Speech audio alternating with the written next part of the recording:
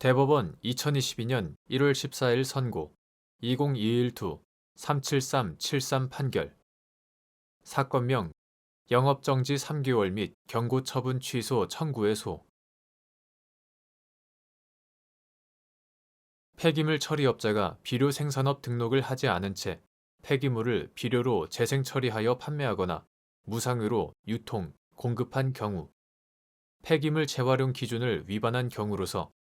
구 폐기물관리법 제27조 제2항 제2호에서 정한 폐기물 처리업의 허가 취소 또는 영업정지 사유에 해당하는지 여부 소극 구 폐기물관리법 2019년 11월 26일 법률 제16614호로 개정되기 전의 것 이하 구 폐기물관리법이라 한다. 제1조 제13조의 2 제1항 제5호 구 폐기물관리법 시행규칙 2019년 12월 31일 환경부령 제843호로 개정되기 전의 것 이하 구 폐기물관리법 시행규칙이라 한다. 제14조의 3 제1항 별표 5의 3 제1호 라목 구 비료관리법 2020년 2월 11일 법률 제16980호로 개정되기 전의 것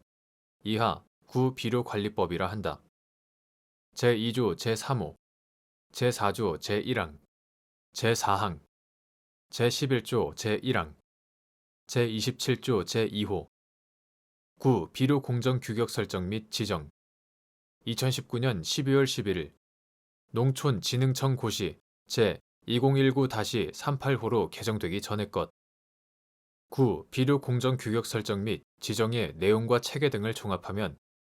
구 폐기물관리법 제13조의 2 제1항 제5호 구 폐기물관리법 시행규칙 제14조의 3 제1항 별표 5의 3 제1호 라목에서 정한 폐기물 재활용 기준은 위 고시와 같이 폐기물을 친환경적으로 처리하기 위해 폐기물 재활용의 대상과 결과물의 기준과 규격 등을 직접적으로 정하고 있는 경우만 의미한다. 그런데 폐기물관리법에 따른 폐기물을 비료로 재생 처리하여 판매하거나 무상으로 유통, 공급하려면 비료 생산업 등록을 하여야 한다고 규정한 구 비료관리법 제11조 제1항을 폐기물 재활용의 대상이나 결과물의 기준과 규격 등을 직접적으로 정한 조항으로 보기는 어렵다. 따라서 폐기물 처리업자가 비료 생산업 등록을 하지 아니한 채 폐기물을 비료로 재생 처리하여 판매하거나 무상으로 유통, 공급하였다고 하더라도 이에 대하여 구 비료관리법 제27조 제2호에 따라 형사적 제재를 하는 것은 변론으로 하고 그것이 곧바로 폐기물 재활용 기준을 위반한 경우로서 구 폐기물관리법 제27조 제2항 제2호에서 정한 폐기물 처리업의 허가 취소 또는 영업정지 사유에 해당한다고 볼 수는 없다.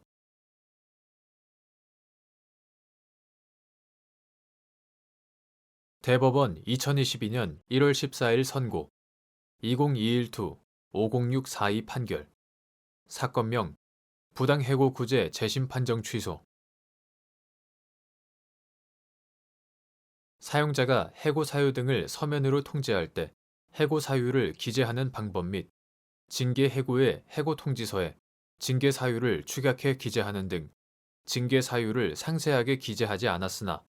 해고 대상자가 이미 해고 사유가 무엇인지 구체적으로 알고 있고 그에 대해 충분히 대응할 수 있는 상황이었던 경우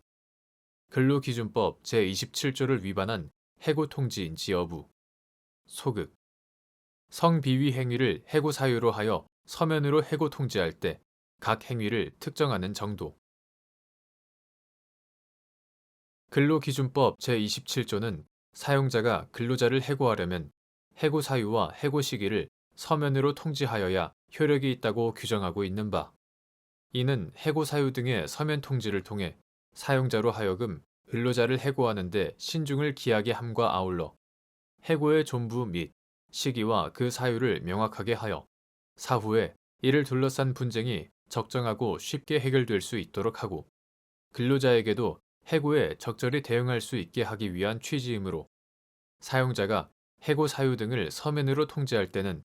근로자의 처지에서 해고 사유가 무엇인지를 구체적으로 알 수 있어야 하고, 특히 징계 해고의 경우에는 해고의 실질적 사유가 되는 구체적 사실 또는 비위 내용을 기재하여야 하지만, 해고 대상자가 이미 해고 사유가 무엇인지 구체적으로 알고 있고 그에 대해 충분히 대응할 수 있는 상황이었다고 하면 해고 통지서에 징계 사유를 축약해 기재하는 등, 징계 사유를 상세하게 기재하지 않았더라도 위 조항을 위반한 해고 통지라고 할 수는 없다. 징계 해고의 경우 근로기준법 제27조에 따라 서면으로 통지된 해고 사유가 축약되거나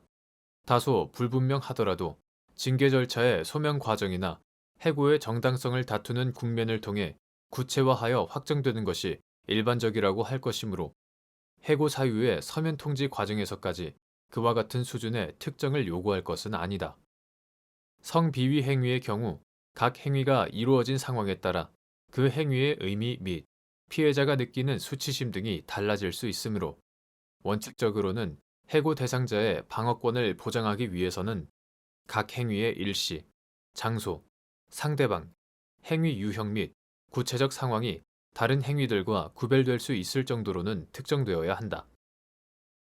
그러나 불특정 다수를 상대로 하여 복수의 행위가 존재하고 해고 대상자가 그와 같은 행위 자체가 있었다는 점을 인정하는 경우에도 해고 사유의 서면 통지 과정에서 개개의 행위를 모두 구체적으로 특정하여야 하는 것은 아니다.